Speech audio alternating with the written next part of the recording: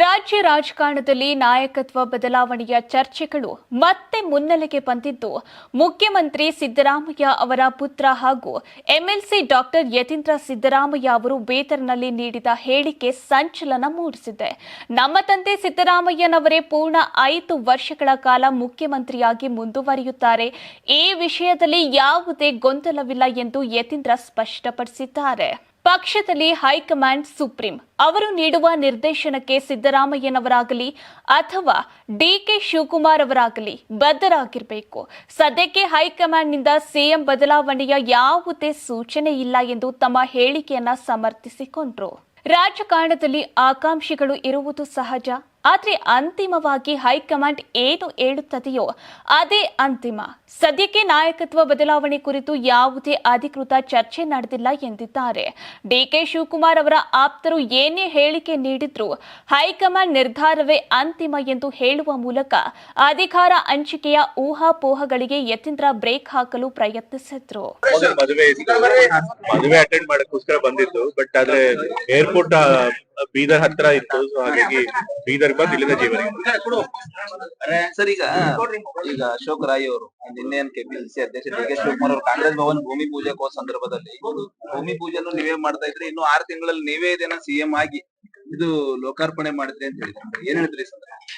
ಈಗಾಗ್ಲೇ ಹೇಳಿದೀನಲ್ಲ, ಅದಕ್ಕೆ ಯಾರೇ ಸಿಎಂ ಯಾರಾಗ್ಬೇಕು ಅಂತ ತೀರ್ಮಾನ ಮಾಡೋದು ಹೈಕಮಾಂಡ್ ಅವರು. ಸೊ ಹೈಕಮಾಂಡ್ ಅವ್ರು ಏನ್ ಹೇಳ್ತಾರೆ ಅದ್ರ ಪ್ರಕಾರ ಎಲ್ಲರೂ ನಡ್ಕೊಳ್ತಾರೆ. ಅಕಸ್ಮಾತ್ ಹೈಕಮಾಂಡ್ ಅವರು ಡಿ ಕೆ ಶಿವಕುಮಾರ್ ಆಗ್ಲಿ ಅಂತಂದ್ರೆ ಡಿ ಕೆ ಶಿವಕುಮಾರೇ ಆಗ್ತಾರೆ. ಬಟ್ ಈಗ ಸದ್ಯಕ್ಕೆ ಹೈಕಮಾಂಡ್ ಅವ್ರು ಏನು ಹೇಳಿಲ್ಲ. ಸೊ ಹಾಗಾಗಿ ಈಗ ಸದ್ಯಕ್ಕೆ ಯಾವ್ದೇ ಲೀಡರ್ಶಿಪ್ ಬದಲಾವಣೆ ಇಲ್ಲ ಅಂತ. ಸರ್, ಈಗ ನಿನ್ನೆ ತಾವು ಟೋಟಲ್ 5 ವರ್ಷ ನಮ್ಮ ತಂದೆಯವರೇ ಸಿದ್ದರಾಮಯ್ಯ ಅವರೇ ರಾಜ್ಯದ 5 ವರ್ಷ ಅವ್ರು ಮುಂದುವರಿಯೋದಿಲ್ಲ ಅಂತ ಹೇಳೋದಕ್ಕೆ ಯಾವುದೇ ಕಾರಣಗಳು ಕಾಣಿಸ್ತಿಲ್ಲ. ಹೈಕಮಾಂಡ್ ಅವರು ಕೂಡ ಲೀಡರ್ಶಿಪ್ ಬದಲಾವಣೆ ಆಗ್ಬೇಕು ಅಂತ ಹೇಳಿಲ್ಲ. ಹಾಗಾಗಿ ಅವ್ರ ಮುಂದುವರಿತಾರೆ. ಸರಿ, ಡಿ ಕೆ ಅವರು ನಿಮ್ ಹೇಳಿಕೆ ತಗೊಂಡ್ರು, ಯತೀಂದ್ರ ಅವ್ರೇನ್ ಹೈಕಮಾಂಡ್ ಇದ್ದಾರ, ಅವ್ರು ಏನ್ ಹೇಳ್ತಾರೆ ಸರ್? ಹೈಕಮಾಂಡ್ ಏನ್ ಹೇಳ್ತಾರೋ ಅದಕ್ಕೆ ಎಲ್ಲರೂ ನಾವು ಬದ್ಧರಾಗಿರ್ತೀವಿ. ಸಿದ್ದರಾಮಯ್ಯ ಅವರಾಗ್ಲಿ, ಡಿ ಕೆ ಶಿವಕುಮಾರ್ ಅವರಾಗ್ಲಿ ಅಥವಾ ನಾನಾಗ್ಲಿ ಎಲ್ಲರೂ ಕೂಡ ಹೈಕಮಾಂಡ್ ಏನ್ ಹೇಳ್ತಾರೋ ಅದಕ್ಕೆ ಬದ್ಧರಾಗಿರ್ತೀವಿ. ಅವ್ರು ಹೇಳೋದು ಸರಿಯಾಗಿ. ಸರಿ, ಸಿದ್ದರಾಮಯ್ಯ ಅವ್ರದ್ದು ಅವ್ರದೇ ಆದಂತ ಒಂದು ವ್ಯಕ್ತಿತ್ವ, ಕ್ಲೀನ್ ಇಮೇಜ್, ರಾಜ್ಯ ರಾಜಕಾರಣದಲ್ಲಿ ಸಿಎಂ ಯಾರು ನೋಡಿಲ್ಲ, ಎಲ್ಲಾ ಶಾಸಕರು ಅವ್ರ ಬೆಂಬಲ ಇದೆ ಸರ್. ಅಂದ್ರೆ ನಿಮ್ದು ಈಗ ರಾಜ್ಯ ಯಾವ ರೀತಿ ಅಭಿವೃದ್ಧಿ ಪಥದಲ್ಲಿ ನಡೀತಾ ಇದೆ, ಸಿದ್ದರಾಮಯ್ಯ ಅವರು 5 ವರ್ಷ ಸಿಎಂ ಇರ್ತಾರ ಅಂತ ಯಾವ ರೀತಿ ಒಂದು ಕಾನ್ಫಿಡೆನ್ಸ್ ಇದೆ ಸರ್ ಎಲ್ಲರೂ ನೀವು ಸೇರಿದ್ರೆ ಶಾಸಕರು? ಈಗಾಗ್ಲೇ ಹೇಳಿದ್ನಲ್ಲ, ಈಗ ಹೈಕಮಾಂಡ್ ಅವ್ರೇನ್ ಬದಲಾವಣೆ ಆಗ್ಬೇಕು ಅಂತ ಹೇಳಿಲ್ಲ. ಸೊ ಹಾಗಾಗಿ ಬದಲಾಗುತ್ತೆ ಅಂತ ಹೇಳೋದಕ್ಕೆ ಯಾವುದೇ ಕಾರಣಗಳಿಲ್ಲ. ಸೊ ಹಾಗಾಗಿ ಸಿದ್ದರಾಮಯ್ಯ ಅವರು ಮುಂದುವರಿತಾರೆ ಅಂತ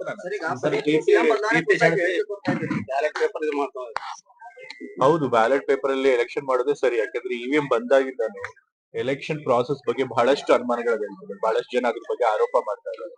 ಸೊ ಹಾಗಾಗಿ ಅಷ್ಟೊಂದೆಲ್ಲ ಅನುಮಾನ ಇದ್ದಾಗ ಬ್ಯಾಲೆಟ್ ಬಾಕ್ಸ್ ನಲ್ಲಿ ಎಲೆಕ್ಷನ್ ಮಾಡೋದೇ ಸೂಕ್ತ ಅನ್ನೋದು ನನ್ನ ವೈಯಕ್ತಿಕ ಅನಿಸಿಕೆ. ಸರ್, ಈಗ ಪದೇ ಕುರ್ಜಿ ವಿಚಾರ, ನಾಯಕತ್ವ ವಿಚಾರ, ಕುರ್ಜಿ ವಿಚಾರ ಚರ್ಚೆ ಆಗ್ತಾ ಇದೆ ಸರ್. ಎಲ್ಲಾ ಪಕ್ಷಗಳಲ್ಲೂ ಕೂಡ ಇರುತ್ತೆ. ಎಲ್ಲಾ ಪಕ್ಷಗಳಲ್ಲೂ ಕೂಡ ಮುಖ್ಯಮಂತ್ರಿಗಳಾಗ್ಬೇಕು ಅಂತ ಬಯಸೋರು ಬೇಕಾದಷ್ಟು ಜನ ಇರ್ತಾರೆ. ಮತ್ತೆ ಆ ಸ್ಥಾನಕ್ಕೆ ಅರ್ಹರು ಬಹಳ ಜನ ಇರ್ತಾರೆ. ಸೊ ಹಾಗಾಗಿ ಅವ್ರು ಹೇಳ್ತಾನೆ ಇರ್ತಾರೆ. ಸೊ ಅದೆಲ್ಲಾ ಪಕ್ಷಗಳಲ್ಲೂ ಇರೋದು, ಎಲ್ಲಾ ಸರ್ಕಾರಗಳಲ್ಲೂ. ನಮ್ಮ ಪಕ್ಷ ಏನ್ ಅದರಿಂದ ಹೊರತಾಗಿಲ್ಲ.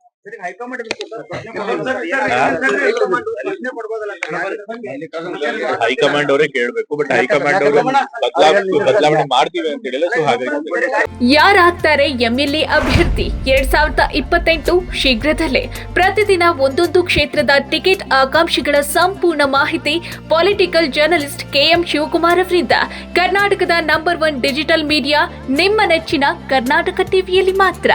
ನೀವು ಸಣ್ಣ ಆಗ್ಬೇಕಲ್ವಾ? ಅದು ಒಂದು ಉತ್ತಮ ಆಹಾರದಿಂದ ಸಣ್ಣ ಆಗ್ಬೇಕಲ್ವಾ? ಪ್ರತಿದಿನ ನಮ್ಮ ಜೀನಿ ಸ್ಲಿಮ್ ನ ಯೂಸ್ ಮಾಡಿ ಯಾವುದೇ ಸೈಡ್ ಎಫೆಕ್ಟ್ ಇಲ್ದಂಗೆ ನೀವು ಸಣ್ಣ ಆಗ್ತೀರಾ.